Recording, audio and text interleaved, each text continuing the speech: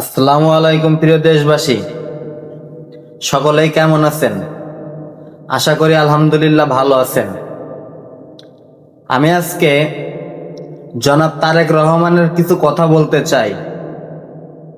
তারেক রহমান, আপনি বলেছেন কি জামাত ইসলামকে ইঙ্গিত দিয়ে বলেছেন এরা জান্নাতের টিকিট বেচে।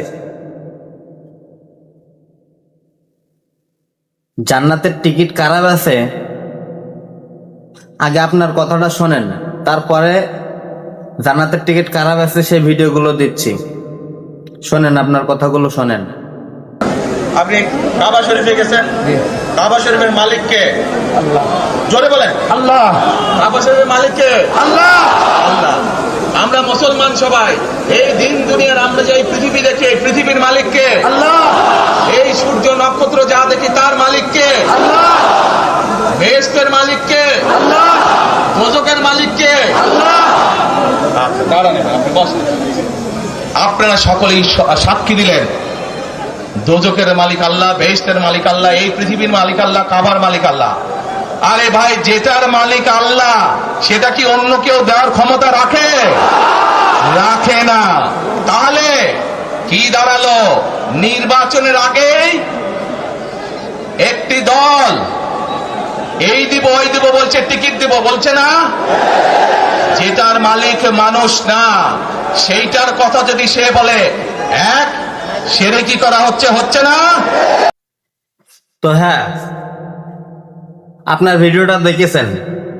এইবার কারা জান্নাতের টিকিট বেচে এই ভিডিওগুলো দেখেন। দেখেন কারা জান্নাতের টিকিট বেচছে, দেখেন। আমরা ধানের শীষে ভোট দিলে আমরা জান্নাত পাবো, এটা আমরা বলতে পারি। আদর্শবান দল ধানের শীষের দল। রোজা, নামাজ, হজ, যাকাত কিচ্ছু লাগবে না, ধানের শীষে ভোট দিলে বেঁচে যেতে পারবে না। শহীদ রাষ্ট্রপতি জিয়াউর রহমানের নাম নিলে প্রতিদিন ব্যস্ত নিশ্চিত, আমি বিশ্বাস করি। বেহেশতের মালিক আল্লাহ তাআলা, দোজখের মালিক আল্লাহ তাআলা। কে কোথায় যাবে সেটা সিদ্ধান্ত একমাত্র আল্লাহ তাআলা নেবে। তাহলে যারা গিয়ে বলে যে তাদেরকে ভোট দিলে বেহেশতে যাবে, এটা কি হতে পারে? মুনাফিকি না, এটা রীতিমতন শিরকি। এই শিরকিওয়ালাদেরকে, যারা শিরকি করে, এদেরকে বর্জন করতে হবে, মানুষকে সচেতন করতে হবে। তো হ্যাঁ, ভিডিওটা তো দেখেছেন। কারা জান্নাতের টিকিট বেচছে?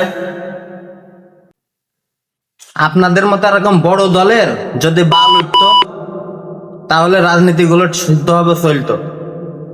এবারটা দেখেন,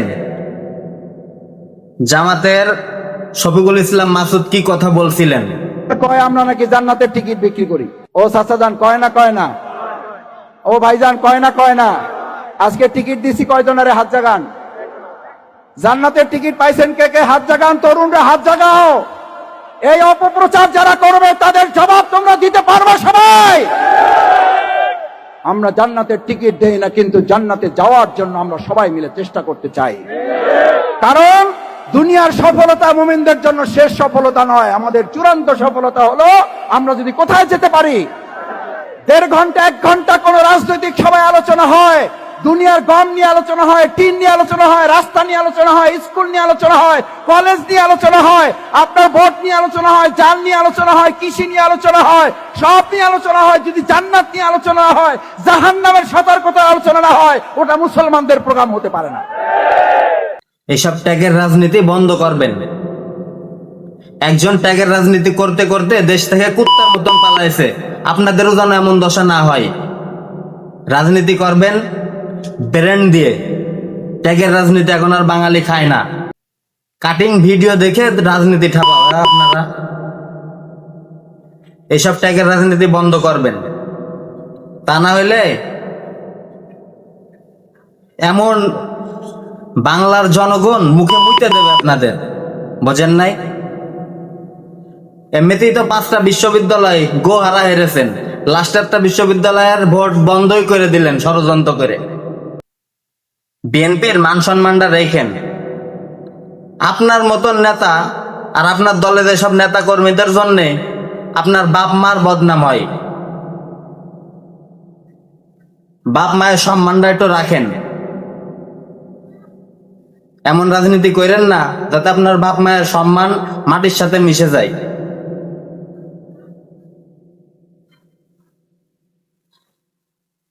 তো যাই হোক, আজকে আমি বেশি কথা বলবো না, এই পর্যন্তই থাক। আল্লাহ হাফেজ।